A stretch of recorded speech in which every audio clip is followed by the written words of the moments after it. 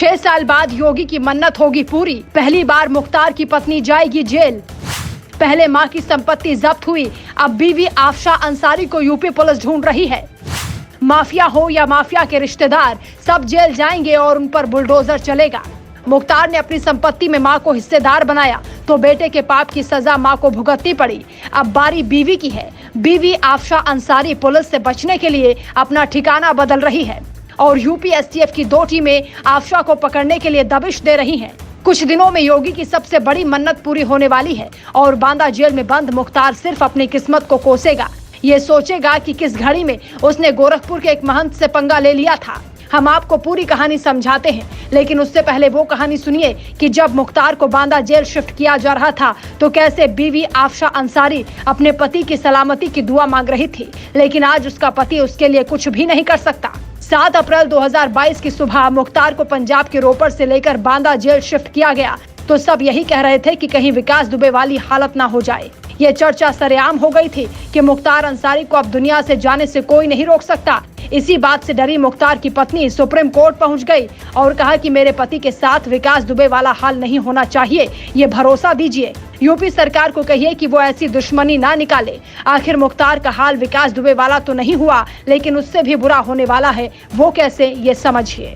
अक्टूबर 2021 में खबर आई कि मुख्तार और उसकी बीवी की संपत्ति के रिकॉर्ड गायब हो गए। आजमगढ़ एसपी ने चिट्ठी लिखकर हुसैनगंज के 2 प्लॉट के कागजात खंगाले तो कुछ नहीं मिला। जानकारी सामने आई कि 1983-84 में लगी आग में हुसैनगंज के गांव के कागजात जल गए थे।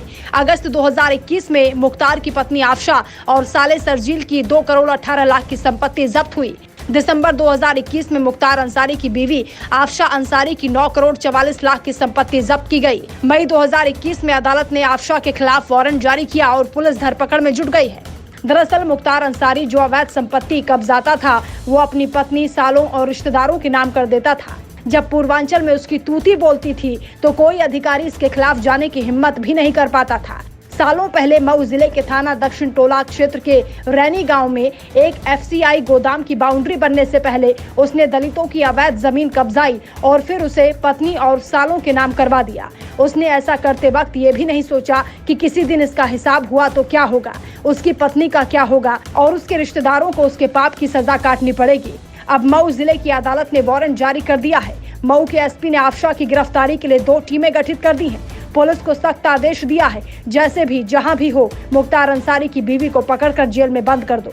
इससे पहले 10 अप्रैल 2022 को डुगडुगी बजाकर यूपी पुलिस ने मुख्तार की मां की 3.5 करोड़ की संपत्ति पर बुलडोजर चला दिया था, उसे कुर्क कर लिया था। जिस इलाके में कभी मुख्तार की तूती बोलती थी, अब वो इलाका मुख्तार के नाम से नहीं डरता, बल्कि मुख्तार के काले कारनामों की लिस्ट देखने को बेताब रहता है। वो ये जानना चाहता है कि मुख्तार ने अपनी अवैध कमाई कहां-कहां लगा रखी है।